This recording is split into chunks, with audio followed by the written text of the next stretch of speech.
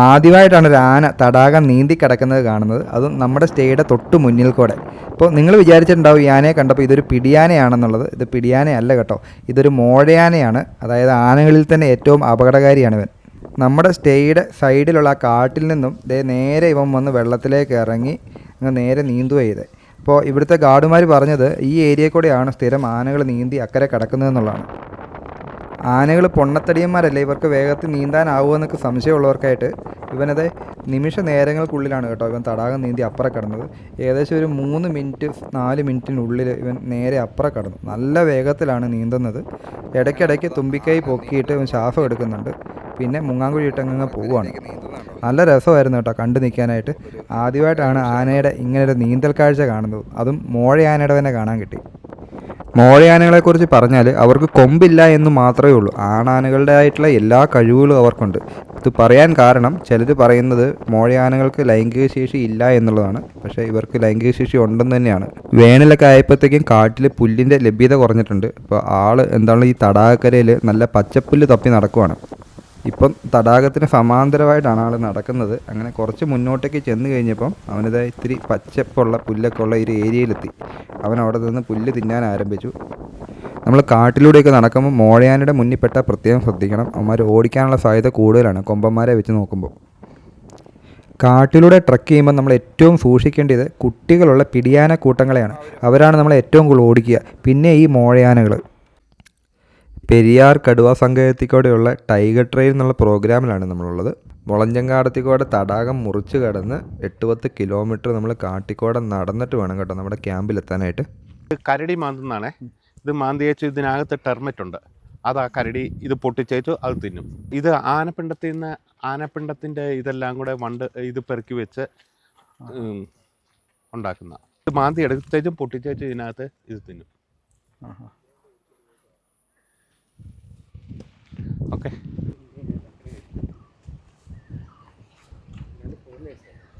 നമ്മൾ tiger trail ക്യാമ്പിലേക്ക് നടന്നുകൊണ്ടിരിക്കുകയാണ്. അപ്പോൾ പോകുന്ന വഴിയിൽ ചെറുതായിട്ടൊന്ന് റെസ്റ്റ് എടുക്കാൻ വേണ്ടി നിർത്തിയിട്ടുള്ളത്.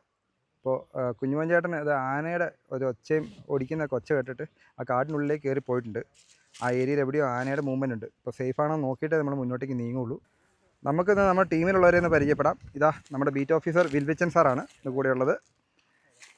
അരുൺ ബ്രോ ഉണ്ട്. നമ്മളെ കൂടാതെ നമ്മുടെ 6 പേരിൽ ബാക്കി 4 പേരെ ഒന്ന് പരിചയപ്പെടാം. ശങ്കർ, ഹായ്. അപ്പോൾ നമ്മൾ 6 പേരാണ്. ടൈഗർ ട്രെയിലിൽ മൊത്തത്തിൽ 6 പേർക്കാണ് ബുക്ക് ചെയ്യാൻ പറ്റുന്നത്. 3 ടെൻറ്റുകളാണ്. കുഞ്ഞുഞ്ഞേട്ടന് കാട്ടിനുള്ളിലേക്ക് കയറി പോയിട്ടുണ്ട്. ആന എവിടെയാണ് നിൽക്കുന്നതെന്ന് അറിയാനായിട്ട് പോയേക്കുന്നതാണ്.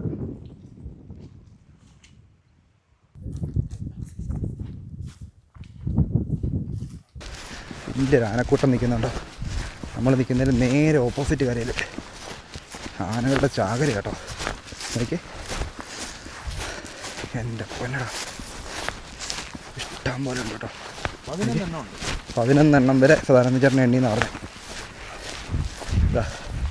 ആനക്കൂട്ടം വലിയ ആനക്കൂട്ടം കണ്ടോ. എത്ര എണ്ണാന്ന് വെച്ചാൽ അടിപൊളിയായിട്ടുണ്ട് കേട്ടോ, സൂപ്പർ.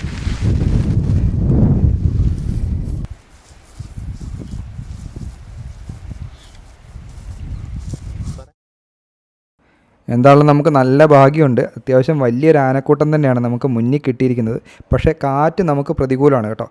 കാര്യം പറഞ്ഞാൽ സേഫായിട്ടുള്ള ഡിസ്റ്റൻസിലാണ് നമ്മൾ നിൽക്കുന്നതെങ്കിലും കാറ്റിൽ നിന്ന് നമ്മുടെ മണം അവർക്ക് കിട്ടി. അവർ കാടിനുള്ളിലേക്ക് കയറി പോവാണ്. ആനകൾ പ്രധാനമായിട്ടും കാഴ്ചശക്തിയേക്കാൾ കൂടുതലായിട്ട് കേൾവി ശക്തിയും അവരുടെ മണം പിടിക്കാനുള്ള കഴിവുമാണ് മനുഷ്യനെയൊക്കെ പ്രത്യേകിച്ച് തിരിച്ചറിയാൻ ഉപയോഗിക്കുന്നത്.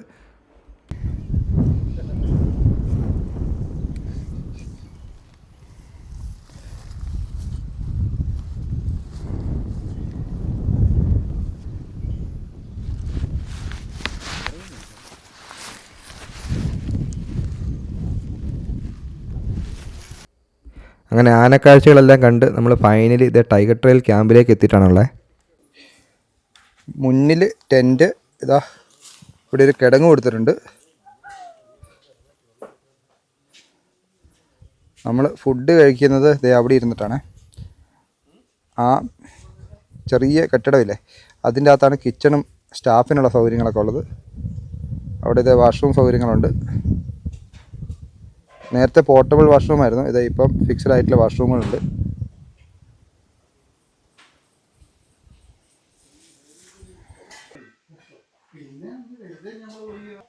ഇതേ നമ്മൾ വന്നപ്പോൾ തന്നെ ഒരു വെൽക്കം ഡ്രിങ്ക് എല്ലാം കിട്ടി. നമ്മളിതാ ഇങ്ങോട്ടേക്ക് കയറി കഴിഞ്ഞാൽ സദാനന്ദൻ ചേട്ടൻ ഊണ് റെഡി ആയിക്കൊണ്ടിരിക്കുന്നു. നല്ല വിശപ്പായി തുടങ്ങിയിട്ടുണ്ട്. അതാ ഊണിന് ഇവിടുത്തെ കാടിൻ്റെ നടുക്ക് സ്പെഷ്യൽ ഊണ്. അപ്പോൾ ടൈഗർ ട്രെയിലിലെ ലഞ്ച് എനിക്ക് ഏറ്റവും ഫേവറേറ്റ് ആയിട്ടുള്ള ലഞ്ചുകളിൽ ഒന്നാണ്. നമ്മൾ നടന്ന് മടുത്ത് ഇങ്ങ് എത്തിക്കഴിഞ്ഞ് കഴിയുമ്പോൾ ഇതാ ഊണ് ഇവിടെ റെഡിയാണ്. അതും ഇവിടുത്തെ നാടൻ ഐറ്റംസൊക്കെ ആയിട്ട് ഒരുപാട് ഐറ്റംസൊക്കെ ആയിട്ട് ഇതാ നമുക്കൊരു ഊണങ്ങ് പിടിക്കാം. ഊണൊക്കെ കഴിഞ്ഞ് ഇതാ കാടിൻ്റെ നടുക്ക് നല്ല കാറ്റൊക്കെ അടിച്ച് നല്ല തണുത്ത് വിറച്ച് നല്ലൊരു ഉച്ചമയക്കത്തിനുള്ള അവസരമുണ്ട്. എന്നിട്ട് 4 മണിക്കാണ് കേട്ടോ നമ്മുടെ കാടിനുള്ളിലേക്കുള്ള ട്രക്കിംഗ് തുടങ്ങുന്നത്.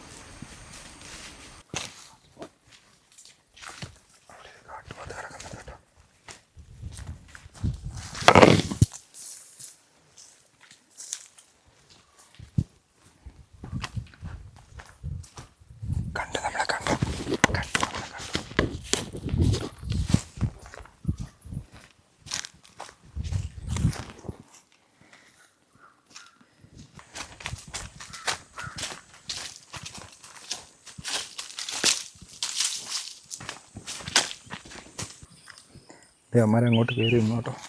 നമ്മളെ കണ്ട പാടെ അമ്മമാർ 100 വിട്ട് അങ്ങോട്ട് കയറി. സ്ഥലം നമുക്ക് മുന്നോട്ട് പോയി നോക്കാം. കാണാൻ കിട്ടി, ക്യാമറ എത്താൻ പറ്റിയില്ല.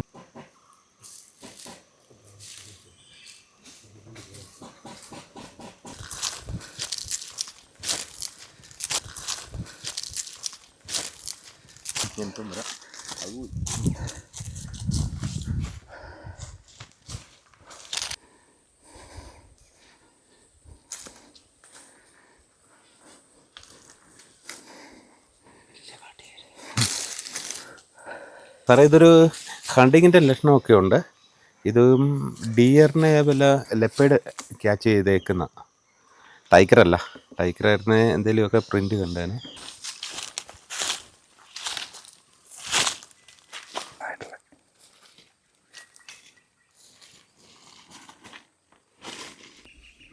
ഒരു കണ്ടം നിറയെ ഇഷ്ടം പോലെ കാട്ടുപോത്തുകൾ, ഇന്ത്യൻ ഗോർ, കാട്ടി എന്നൊക്കെ നമ്മൾ വിളിക്കുന്ന സാധനം ഇതാ കണ്ടം നിറയെ നിൽക്കുവാണ്. അപ്പോൾ നമ്മളെ അവന്മാർ കണ്ടു. നമ്മൾ വളരെ സൂക്ഷിച്ചൊക്കെ ഇറങ്ങി വന്നത്, പക്ഷേ നമ്മളെ അവർ വളരെ ദൂരെ നിന്ന് തന്നെ കണ്ടു. ഇനിയിപ്പോൾ അവർ അധികം നേരം അവിടെ നിൽക്കില്ല, വിട്ടടിച്ച് പോവുള്ളൂ. ആദ്യമായിട്ടാണ് കേട്ടോ ഇത്രയും വലിയൊരു ഗ്രൂപ്പിനെ നമ്മൾ ട്രക്കിങ്ങിനിടയിൽ കാണുന്നത്. അതൊരു 10-40 എണ്ണം ഉണ്ട്. കുഞ്ഞുങ്ങളും തള്ളമാരും പിന്നെ മെയിലും ഒക്കെ ഉണ്ട് കേട്ടോ ഈ കൂട്ടത്തിൽ.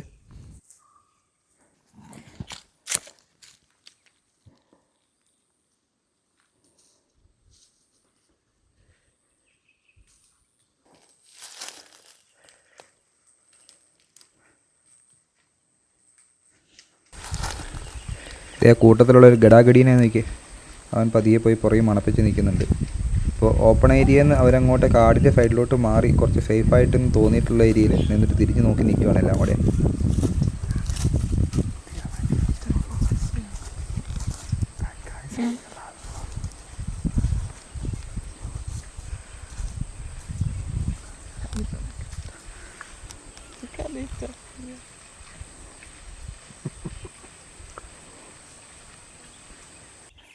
നമ്മൾ ഈ വലിയ ഗ്രൗണ്ടിൽ നിന്നാണ് വലിയ കാട്ടുപോത്തിൻ്റെ കൂട്ടത്തെ കണ്ടത്. അവരാ നമ്മുടെ ബാക്കിൽ ആ കാട്ടിലോട്ട് കയറി നിൽപ്പുണ്ട് കേട്ടോ. അവിടെ നിൽപ്പുണ്ട് ഇപ്പോഴും.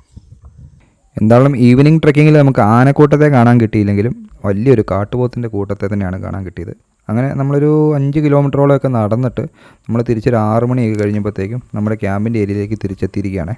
സന്ധ്യയൊക്കെ ആകുമ്പോഴത്തേക്കും നമ്മൾ തിരിച്ച് ക്യാമ്പിൽ കയറി. ക്യാമ്പിന് ട്രെഞ്ച് ഉള്ളതുകൊണ്ട് നമ്മൾ സേഫാണ്. ഇവിടെ ഒന്ന് ലൈറ്റ് അടിച്ചൊക്കെ നോക്കിക്കഴിഞ്ഞാൽ ആ തടാകക്കരയിൽ ഇഷ്ടംപോലെ മൃഗങ്ങൾ തീറ്റ ഉണ്ടെന്ന് കാണാവേ. വൈൽഡ് ബോറാണ് നിൽക്കുന്നത്. ഇത് അടുക്കളയിൽ ഫുഡ് റെഡി ആയിക്കൊണ്ടിരിക്കുന്നു. കുഞ്ഞുമഞ്ചേട്ടനാണ് ഇതാ ചപ്പാത്തി വരുത്തുന്നു. ഇതാ പ്രധാനമന്ത്രി ചേട്ടൻ ചപ്പാത്തി ചുടുന്നു, കറിയൊക്കെ ഇവിടെ റെഡി ആയിക്കൊണ്ടിരിക്കുന്നു. അപ്പോൾ ഇവിടെ ഒരാൾ, ഗസ്റ്റ് ഒരാളുണ്ട് ഇവിടെ, സ്ഥിരമായിട്ടുള്ള ആളാണ്. ഇതുണ്ട് അടുക്കളയുടെ വാതിക്കൽ അവൻ്റെ ഫുഡിന് വേണ്ടി കാത്തു കിടക്കുവാണ്. ഒരു കാട്ടുപന്നിയാണ് ആള്, കണ്ണൻ എന്നാണ് പേര്. എനിക്കൊരു ഭീകര സൈസാണ് കേട്ടോ. അപ്പോൾ സ്ഥിര സാന്നിധ്യമാണ് ഇവിടുത്തെ. ഇവനെയല്ല ഇന്നാൾ ആരണ്ട് പിടിച്ചെന്ന് പറഞ്ഞ, കടുവ പിടിച്ച, പുലി പിടിച്ചെന്നൊക്കെ പറയുന്നതായല്ലോ.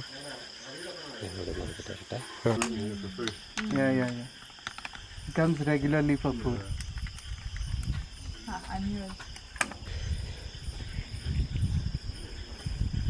ഇതാണ് ഇവിടുത്തെ കണ്ണൻ. അവൻ്റെ പല്ല് നോക്കിയേ. No, he's not liking the light. അപ്പോൾ ഇതാ നമ്മുടെ ഡിന്നർ, കാടിൻ്റെ നടുക്ക് ടൈഗർ ട്രെയിലിൻ്റെ ഡിന്നർ റെഡി ആയിട്ടുണ്ട്. ഇതാ ചപ്പാത്തി ഉണ്ട്, ചിക്കൻ കറി ഉണ്ട്. ചിക്കൻ നമ്മൾ എക്സ്ട്രാ മേടിച്ച് കൊടുക്കുന്നതാണ് കേട്ടോ. അപ്പോൾ അങ്ങനെ മേടിച്ച് കൊടുക്കുവാണെങ്കിൽ നോൺ വെജ് ഉണ്ട്, ഇല്ലെങ്കിൽ ഇതാ വെജിറ്റേറിയൻ കറി, ഇതാ പഴമുണ്ട്. അപ്പോൾ കാടിൻ്റെ നടുക്ക് വെച്ച് ഇതാ നമ്മുടെ ഡിന്നർ, ടൈഗർ ട്രെയിൽ 1 നൈറ്റിൻ്റെ ഡിന്നർ. അതെ, നമ്മുടെ ക്യാമ്പിൻ്റെ അടുത്ത് ഭക്ഷണമെല്ലാം കഴിഞ്ഞപ്പോഴത്തേക്കും ആന വന്നേക്കുന്നുണ്ട്. ആന ഒന്നല്ല കേട്ടോ, ഇതേ 2 ആനകളുണ്ട്. എൻ്റെ പൊന്നടാ, തൊട്ടടുത്താണ്. ഈ ആനകൾക്ക് ഉപ്പ് രസം ഭയങ്കര ഇഷ്ടമാണ്. അപ്പോൾ നമ്മൾ ഈ പാചകം ചെയ്തിട്ട് പുറത്ത് ഉപേക്ഷിക്കുന്ന ചാരം വന്നിട്ട് ഈ ആനകൾ തിന്നുക എന്നുള്ളത് അവർക്കൊരു വീക്ക്നെസ്സാണ്. അപ്പോൾ നമ്മളിവിടെ സാന്നിധ്യം ഇല്ലാത്ത ടൈമിലൊക്കെയാണ് കൂടുതൽ അവർ വന്നിട്ട് കഴിക്കൽ. ഇന്നിപ്പോൾ ഒന്നും നോക്കിയില്ല, അവർ സന്ധ്യ കഴിഞ്ഞപ്പോഴത്തേക്കും വന്നിതാ ആ ചാരം മുഴുവൻ വാരി തിന്നുവാണ്. നമ്മുടെ സാന്നിധ്യം അവർക്കൊരു തടസ്സമല്ല എന്നുള്ളതാണ്. നമ്മളവിടെ നിൽക്കുന്നത് ലൈറ്റ് അടിക്കുന്നതൊന്നും അവർക്കൊരു പ്രശ്നമേ അല്ല. അവരാ ചാരവും അവിടുത്തെ തീറ്റയൊക്കെ തിന്ന് ആസ്വദിക്കുവാണ്.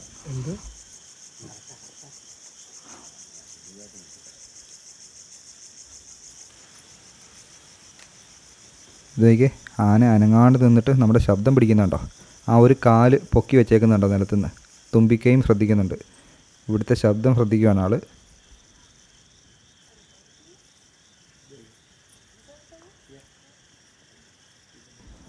കുറച്ച് നേരം അങ്ങനെ ഒരേ നിപ്പ് തന്നെ നിന്നിട്ട് ഇതേ ആൾ പതിയെ നീങ്ങി തുടങ്ങിയിട്ടുണ്ടേ. ഇതൊരു അമ്മയും മോളുമാണേ. ആ ചെറിയ ആനയുടെ ചെറിയൊരു ആനക്കൊമ്പ് പോലെ കണ്ടപ്പം നമ്മൾ വിചാരിച്ചു ആണാനയാണെന്നുള്ളത്. പക്ഷേ പെണ്ണ് തന്നെയാണ്, ആ തള്ളയുടെ മോളാണ്. ഇപ്പോൾ എന്താണല്ലോ ഇനി ഇവിടെ അധികം നേരം അവർ നിൽക്കില്ല. അവർ പതിയെ താഴെ ആ തടാകരയിലേക്ക് പുല്ല് തിന്നാനായിട്ട് ഇറങ്ങിപ്പോകുന്ന ലക്ഷണമാണ് കാണുന്നത്. ഏകദേശം ഒരു 10 മിനിറ്റ് കഴിഞ്ഞപ്പോഴത്തേക്ക് ഇതേ അവർ താഴെ ആ തടാകരയിൽ എത്തിയിരിക്കുകയാണ്. അപ്പോൾ നമുക്ക് ലൈറ്റ് അടിച്ച് നോക്കുമ്പോൾ കാണാൻ പറ്റും അവരിലൂടെ നടന്ന് നീങ്ങുന്നത്. Good morning. നല്ല തണുപ്പാണ് കേട്ടോ. അതായത് നമ്മൾ ഫെബ്രുവരി ലാസ്റ്റ് വീക്കാണിത്. ടൗണിലൊക്കെ നമ്മൾ താമസിക്കുന്നിടത്തൊക്കെ നല്ല ചൂടും വേർത്തൊലിച്ച് ഉറങ്ങാൻ പറ്റാതെ കിടക്കുമ്പോൾ ഇതേ നമ്മളിതാ ടൈഗർ ട്രെയിലിൻ്റെ ക്യാമ്പിൽ നല്ല തണുത്ത് വിറച്ച് സ്ലീപ്പിംഗ് ബാഗിൻ്റെ ഉള്ളിലാണ് കിടന്ന് ഉറങ്ങിയത്. അപ്പോൾ നമ്മൾ രാവിലെ ഇതിപ്പോൾ 7 മണി സമയമായി. നോക്കിയേ, സൂര്യൻ ഉദിച്ച് വരുന്നു. അപ്പോൾ ഒരു ചായ കൂടിയെല്ലാം കഴിഞ്ഞിട്ട് നമ്മൾ രാവിലത്തെ ട്രെക്കിങ്ങിന് വേണ്ടി ഇറങ്ങുവാണ്. എന്തെങ്കിലും കാര്യമായ സൈറ്റിംഗ് ഉണ്ടാവണം എന്നാണ് ആഗ്രഹം. നമുക്ക് പോയി നോക്കാം അല്ലേ? ഒരു രക്ഷയില്ല കേട്ടോ. രാവിലെ ഈ സൺറൈസിൽ ഈ തടാകത്തിലെ വ്യൂ മനോഹരമാണ്. അപ്പോൾ നമ്മൾ രാവിലെ ട്രെക്കിങ് കവളപ്പാറ റൂട്ടിലോട്ടാണ് പോകുന്നത്. അപ്പോൾ അതിനുവേണ്ടി നമ്മൾ റാഫ്റ്റ് ചെയ്ത് അക്കരയ്ക്ക് പോവാണ്. ഒരു രക്ഷയില്ല, അടിപൊളി വ്യൂ ആണ്, നന്നായിട്ടുണ്ട്. അപ്പോൾ 2 റാഫ്റ്റിലായിട്ടാണ് നമ്മൾ അക്കരയ്ക്ക് പോകുന്നത്.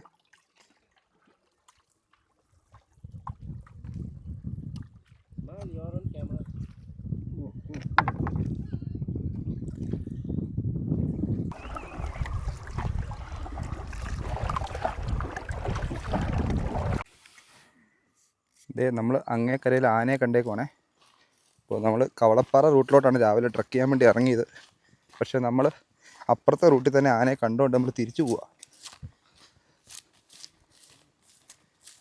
നമ്മൾ അങ്ങേക്കരയിൽ ഇപ്പുറം എത്തി. നമ്മളെന്നിട്ട് ഇതേ ആന ഇതേ ആ കാടിൻ്റെ ബാക്ക് സൈഡിലാണ് നമ്മളിപ്പോൾ കണ്ടത്. അങ്ങോട്ടേക്ക് മൂവ് ചെയ്യണേ. ഒരു കുഞ്ഞു കുട്ടിയാനെ അടക്കം 5 ആനകളുള്ളൊരു ഗ്രൂപ്പാണ് നമ്മുടെ മുന്നിലുള്ളത്. അവരും ഓപ്പൺ ഏരിയ തന്നെയാണ്. നമ്മൾ പക്ഷേ ഇത്തിരി സേഫായിട്ടുള്ള ഡിസ്റ്റൻസിൽ നിന്നിട്ടാണ് നമ്മൾ ആനകളെ കാണുന്നത്. ആനകളാണെങ്കിൽ നമ്മുടെ സാന്നിധ്യം മനസ്സിലാക്കിയിട്ടുമില്ല. കാട്ടിൽ കയറുമ്പോൾ എപ്പോഴും കാട് അറിയാവുന്നവരോടെ കയറുക. അപ്പം നമ്മുടെ കൂടെയുള്ള കുഞ്ഞുമോൻ ചേട്ടനായിക്കോട്ടെ, സദാനന്ദൻ ചേട്ടനായിക്കോട്ടെ, ഇവർക്ക് കാടിൻ്റെ സ്പന്ദനം അറിയാം. ഇപ്പോൾ ആനയൊക്കെ കണ്ടു കഴിയുമ്പോൾ തന്നെ ഇവർ ആദ്യം നോക്കുക കാറ്റിൻ്റെയൊക്കെ ദിശ നോക്കും. ഇപ്പോൾ നമ്മുടെ സൈഡിൽ നിന്നും ആനയുടെ വശത്തേക്കാണ് കാറ്റ് പോകുന്നതെങ്കിൽ നമ്മുടെ സാന്നിധ്യം പെട്ടെന്ന് ആന മനസ്സിലാക്കും. അതുകൊണ്ട് തന്നെ നമ്മളെ അതുപോലെ സേഫായിട്ടുള്ളൊരു ദിശയിൽ കൊണ്ടുപോയി നിർത്തിയിട്ടായിരിക്കും നമ്മൾ ആനയൊക്കെ കാണിക്കുക കേട്ടോ. വേനലായപ്പോഴത്തേക്കും കാട്ടിൽ പുല്ലിൻ്റെയൊക്കെ സാന്നിധ്യം കുറഞ്ഞു. അതുകൊണ്ട് തന്നെ ഈ തടാകക്കരയിൽ കുറച്ച് ഉള്ള പുല്ല് ഉണങ്ങി തുടങ്ങി എങ്കിലും ഉള്ള പുല്ല് ഇവർ കാലും കൊണ്ട് ഇളക്കിയിട്ട് പറിച്ച് പൊടിയെല്ലാം തട്ടിക്കളഞ്ഞ് മണ്ണെല്ലാം കളഞ്ഞ് തുമ്പിക്കൈയും കൊണ്ട് അടിച്ച് ആണ് തിന്നുന്നത്. ഇതിങ്ങനെ മണിക്കൂറുകളോളം തിന്നണം. ഒരു ദിവസം ആനകൾ 16 മണിക്കൂറോളം തീറ്റ തിന്നുമെന്നാണ് പറയുന്നത്. അത്രയ്ക്കും വലിയ വയറാണ്. അതായത് ഒരു ദിവസത്തിൻ്റെ ഭൂരിഭാഗം സമയം ആനകൾ തീറ്റ തിന്നാൻ വേണ്ടിയാണ് ചിലവഴിക്കുന്നത്. ഇവരിങ്ങനെ തീറ്റയും വെള്ളമൊക്കെ തേടിയിട്ട് ഇങ്ങനെ കാടിൻ്റെ ഒരു സൈഡിൽ നിന്നും മറ്റൊരു വശത്തേക്ക് ഇങ്ങനെ സഞ്ചരിച്ചുകൊണ്ടേയിരിക്കും. ഇപ്പോൾ ആനകൾ കടുവേനെയും പുലിനെയൊക്കെ പോലെ ടെറിട്ടറി ഉള്ള മൃഗങ്ങളല്ല. ഇപ്പോൾ ഒരു കൂട്ടം ആനകൾ വന്നു പോയ സ്ഥലത്ത് വേറൊരു കൂട്ടം ആനകൾ കുറച്ച് ദിവസങ്ങൾ കഴിയുമ്പോൾ വന്നിരിക്കാം. അപ്പോൾ അത് അവരെ ബാധിക്കുന്നൊരു പ്രശ്നമല്ല. അവരിങ്ങനെ തീറ്റയുടെയും വെള്ളത്തിൻ്റെയും സാന്നിധ്യം അനുസരിച്ചിട്ട് ഇങ്ങനെ പ്രദേശങ്ങൾ മൂവ് ചെയ്തുകൊണ്ടേയിരിക്കും. എന്തായാലും ഒത്തിരി നേരം ആനക്കാഴ്ചകൾ കാണാനുള്ള ഭാഗ്യമുണ്ടായി ഈ തവണ. അപ്പോൾ കുറേ നേരം അധികം കഴിഞ്ഞിട്ടാണ് ഇവർ കാട്ടിനുള്ളിലേക്ക് കയറിപ്പോയത്. അപ്പോൾ നമ്മുടെ കൂടെ ഉണ്ടായിരുന്ന വിദേശികൾക്കാണെങ്കിലും ഒത്തിരി ഹാപ്പിയായി. ഇത്രയും അടുത്ത് നടന്നുപോയി ആനകളെ കാണാൻ പറ്റിയത്. അങ്ങനെ പറ്റുക എന്നുള്ളതൊക്കെ അവർ സ്വപ്നത്തിൽ പോലും വിചാരിച്ചിട്ടുണ്ടാവില്ല. ഇത് ടൈഗർ ട്രെയിലിൽ നമ്മുടെ കേരളത്തിൽ പെരിയാർ ടൈഗർ റിസർവ് കൂടെ നടന്ന ടൈഗർ ട്രെയിലിൽ നമുക്ക് കിട്ടുന്നൊരു സൗഭാഗ്യമാണ്. അപ്പോൾ നിങ്ങളും ഇങ്ങനെ കാടും കാഴ്ചകളും ഇത്തിരി അഡ്വഞ്ചറൊക്കെ ഇഷ്ടപ്പെടുന്നവരാണെങ്കിൽ തീർച്ചയായിട്ടും ടൈഗർ ട്രെയിൽ ഒരു തവണ ബുക്ക് ചെയ്ത് വരിക. ഒരു വ്യത്യസ്തമായ അനുഭവമായിരിക്കും എന്നുള്ള കാര്യത്തിൽ ഒരു സംശയമില്ല കേട്ടോ. അപ്പോൾ ഈ പ്രോഗ്രാം ബുക്ക് ചെയ്യാനായിട്ട് പെരിയാർ ടൈഗർ റിസർവിൻ്റെ വെബ്സൈറ്റിൽ കയറിയിട്ട് വേണം ബുക്ക് ചെയ്യാൻ വേണ്ടിയിട്ട്. ലിങ്ക് ഡിസ്ക്രിപ്ഷനിൽ കൊടുക്കുന്നുണ്ട്. അതുപോലെ തന്നെ ഇതിൻ്റെ ഒരു നൈറ്റ് പ്രോഗ്രാമുണ്ട്, 2 നൈറ്റിൻ്റെ പ്രോഗ്രാമുണ്ട്. 1 നൈറ്റ് പ്രോഗ്രാമാണ് 7500 രൂപയാണ് പെർ ഹെഡ് ചാർജ് വരുന്നത്. ഇൻക്ലൂഡിങ് 3 ടൈംസ് ഫുഡാണ്. ഇപ്പോൾ 1 നൈറ്റ് ടൈഗർ ട്രെയിൽ പ്രോഗ്രാമുകൾ ആഴ്ചയിൽ 4-5 ദിവസം നടത്തുന്നുണ്ട്. അതുകൊണ്ട് തന്നെ ബുക്കിംഗ് കിട്ടാൻ എളുപ്പമുണ്ട്. മുന്നേയൊക്കെ ഇത് ബുക്കിംഗ് കിട്ടാൻ ഭയങ്കര ബുദ്ധിമുട്ടായിരുന്നു. അതുപോലെ 2 നൈറ്റ് പ്രോഗ്രാം ആഴ്ചയിൽ ഒരു ദിവസം മാത്രമേ ഉള്ളൂ. അത് ഇപ്പോഴും കിട്ടാൻ വളരെ ബുദ്ധിമുട്ടാണ്. 2 നൈറ്റ്സ് എന്ന് പറഞ്ഞാൽ നമ്മളിവിടെ വന്ന് ക്യാമ്പ് ചെയ്ത് 2ാമത്തെ ദിവസം ഫുള്ള് ഫോറസ്റ്റിൽ കൂടെ നമ്മൾ ട്രക്കിംഗ് എല്ലാം ചെയ്ത് 3ാമത്തെ ദിവസമാണ് നമ്മളിന്ന് തിരിച്ചു പോവുക. അതിന് ഒരാൾക്ക് 10000 രൂപയാണ് ചാർജ് വരുന്നത്. അപ്പോൾ അത് ആഴ്ചയിൽ ശനിയാഴ്ച ചെക്ക് ഇൻ ചെയ്ത് തിങ്കളാഴ്ച രാവിലെ ചെക്കൗട്ട് ചെയ്യുന്ന രീതിയിലാണ് പ്രോഗ്രാം ഉള്ളത്. അപ്പോൾ നമ്മൾ മോർണിംഗ് ട്രക്ക് കഴിഞ്ഞ് വന്നപ്പോഴത്തേക്കും ബ്രേക്ക്ഫാസ്റ്റ് റെഡിയാക്കി വെച്ചിട്ടുണ്ട്. ബ്രേക്ക്ഫാസ്റ്റ് നമുക്ക് ഇന്ന് പൂരിയും വെജിറ്റബിൾ ആയിട്ടുള്ള കടലക്കറിയാണ്, പിന്നെ ചിക്കൻ കറിയുണ്ട്. ഇത്രയും കാര്യങ്ങളാണ് ബ്രേക്ക്ഫാസ്റ്റ് നമ്മൾ കാടിൻ്റെ നടുക്ക് ടൈഗർ ട്രെയിലിൽ. നമ്മൾ ടൈഗർ ട്രെയിൽ പോലുള്ള പ്രോഗ്രാമുകൾക്ക് വരുമ്പോൾ ഇപ്പോൾ നമ്മൾ 2 ദിവസത്തേക്കൊക്കെ ക്യാമ്പ് ചെയ്യാൻ വേണ്ടി വരുമല്ലോ ഫോറസ്റ്റിനുള്ളിൽ. അപ്പോൾ അങ്ങനെ വരുമ്പോൾ ഒരു ബാഗ് ഞാൻ അന്വേഷിച്ചപ്പോൾ കണ്ടെത്തിയ ഒരു ബാഗാണ് എമ്മി ബാഗ് എന്നുള്ളൊരു ബാഗ്. നല്ല ക്വാളിറ്റിയിലുള്ള എന്നാൽ നമുക്ക് ഒരു റീസണബിൾ റേറ്റിൽ കിട്ടുന്നൊരു ബാഗാണ്. ഞാൻ ഈ ഉപയോഗിക്കുന്ന മോഡൽ ബാഗ് കൂടാതെ ഒരുപാട് മോഡലുകൾ അവരുടെ വെബ്സൈറ്റിൽ അവൈലബിൾ ആണ്. അതിൽ വെബ്സൈറ്റിൽ കയറി കഴിഞ്ഞാൽ SANU20 എന്നുള്ള കൂപ്പൺ കോഡ് ഉപയോഗിച്ച് കഴിഞ്ഞാൽ നിങ്ങൾക്ക് 20% ഡിസ്കൗണ്ട് കിട്ടുമേ. അപ്പോൾ ഇത് കൂടാതെ ആമസോണിൽ അവൈലബിൾ ആണ്. അപ്പോൾ ഇങ്ങനത്തെ ബാഗൊക്കെ നോക്കുന്നവർ ഒന്ന് കയറി നോക്കിക്കോളാം. എമ്മി ബാഗ്. നമ്മുടെ കഴിഞ്ഞ വാക്കിൽ നമ്മുടെ കൂടെ ഉണ്ടായിരുന്ന വിശ്വനാഥൻ ചേട്ടൻ ഏറ്റവും കൂടുതൽ വന്ന കമന്റ് എന്താ അറിയോ? ശ്രീനിവാസന്റെ ആരാ? ശ്രീനിവാസന്റെ സൗണ്ട് പോലെ ഉണ്ടല്ലോ. കണ്ടായിരുന്നല്ലേ? ഒരുപാട് പേര്.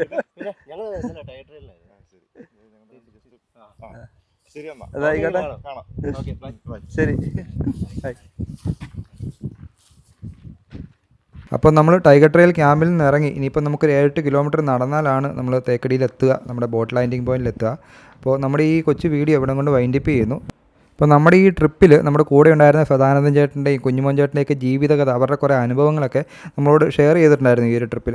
അത് വേറൊരു വീഡിയോ ആയിട്ട് നിങ്ങളുടെ മുന്നിലേക്ക് എത്തിക്കണം എന്നൊക്കെ ആഗ്രഹമുണ്ട്. അപ്പോൾ നിങ്ങൾക്കത് ഇഷ്ടമാണെന്നുണ്ടെങ്കിൽ ഒന്ന് കമൻറ്റ് ചെയ്തോളാം.